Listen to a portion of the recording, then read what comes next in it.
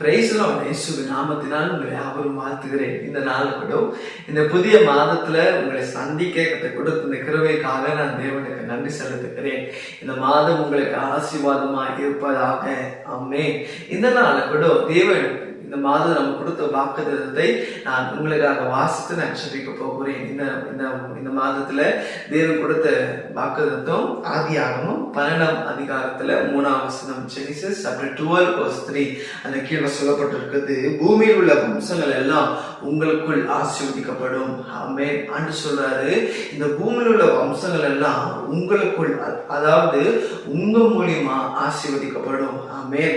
ஆண்டு சொல்றாரு, உங்க மூலியமா தான் உங்களுடைய பிள்ளைகளை ஆசீர்வதிப்பேன், உங்க மூலியமா தான் உங்க குடும்பங்களை ஆசீர்வதிப்பேன், உங்க மூலியமா தான் உங்களுடைய பிசினஸ் நான் ஆசீர்வதிப்பேன், உங்கள் மூலியமா தான் உங்களுடைய சந்நிதியை நான் ஆசீர்வதிப்பேன். இது கேட்கும்போது ஒருவேளை நீங்க சிரிக்கலாம், என் மூலியமாவா? நானே ஒன்றுக்கு உதவாதவன், நானே அறிவில்லாம இருக்கிற கர்த்தர் என்ன கொண்டு என் சன்னதி ஆஸ்வதிக்க போறாரா?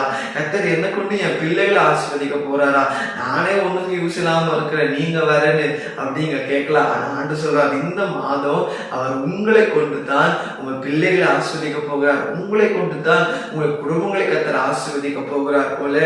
எந்த இடத்துல நீங்க அவமானப்பட்டு நிக்கிறீங்களோ, எந்த இடத்துல நீங்க தலைகுனிந்து நிக்கிறீங்களோ, இவெல்லாம் எங்க சொந்தக்காரங்க சொல்றதுக்கு அவமானமா இருக்குப்பா, வெக்கமா இருக்குப்பா அப்படின்னு எந்த இடத்துல நீங்க தலைகுனிந்து நின்று கொண்டு இருக்கிறீங்களோ, ஆண்டு சொல்றாரு, அதே இடத்துல உங்கள் மூலியமா தான் நான் அவங்களை ஆசீர்வதிக்க போகிறேன், உங்க மூலியமா தான் நான் அவங்களை உயர்த்த போகிறேன். ஏன் தெரியுமா? கர்த்தர் உங்க கூட இருக்கிறாரு, அவர் உங்களுக்கு வாக்குத்தத்தம் கொடுக்கிறார். நான் உன்னோடு இருந்து உங்க மூலியமா நீங்க செய்த காரியத்தை ஆசீர்வதிப்பேன், உன் பிள்ளைகளை ஆசீர்வதிப்பேன், உன் பூமியில எல்லா வம்சங்கள் உனக்குள்ள ஆசீர்வதிக்கப்படும். ஆமென். ஆகையால இந்த நாளில கர்த்தர் கொடுத்த இந்த வாக்குகளை விசுவாசிங்க. ஆண்டவரே, நீங்க தானே இசப்பா எனக்கு வாக்குத்தத்தத்தை கொடுத்தீங்க, என் மூலியமா என் குடும்பத்தை ஆசீர்வதிப்பேன்னு சொன்னீங்களே, இசப்பா என் மூலியமா என் வம்சங்களை ஆசீர்வதிப்பேன்னு சொன்னீங்களே, அந்த வாக்குத்தத்தை எனக்குள்ள நிறைவேறட்டும். நீங்க விசுவாசமா ஜெபம் பண்ணும்போது இந்த மாதம் கர்த்தர் சொல்றாரு, நீங்க செய்த காரியத்தை உங்களை கொண்டு கர்த்தர் பெரிய காரியங்களை செய்ய போகிறார். விசுவாசிக்கிறீங்களா?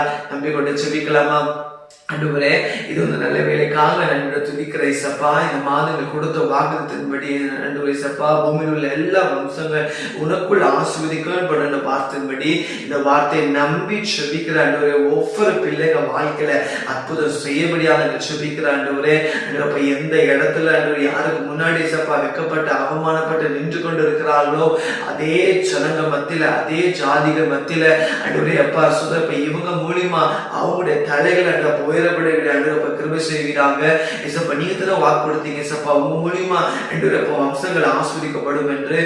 இந்த வேலையில இந்த வார்த்தையை நம்பி இருக்க ஒவ்வொரு பிள்ளைகள் வாழ்க்கையில அவங்களை கொண்டு நீர் அன்றுவரே அப்ப அவங்க பிள்ளைகளை ஆசீர்வதிங்க அப்பா. அவங்களை கொண்டு அன்றுவரே சந்ததியை ஆசீர்வதிங்க ஆண்டவரே. அவங்க வாழ்க்கையில நன்மை ஆசீர்வாதம் நிரப்பபடியாக செபிக்கிற இந்த மாதம் ஆண்டவரே, இந்த மாதம் முழுவதும் அவங்க வாழ்க்கையில அற்புதங்களை அதிசயங்களை காணபடியாக செபிக்கிறேன். எங்க தீவு நம்முடைய செய்ததுக்காக நன்றி அன்றப்பா. சுதரப்பா அன்றப்பா நாம மைப்படுறதுக்காக நன்றி அப்பா. எல்லா துதிகனமாகியுமே உமக்கே செலுத்துகிறோம் இயேசுவின் நாமத்தில் பிதாவே. ஆமென். ஆமென்.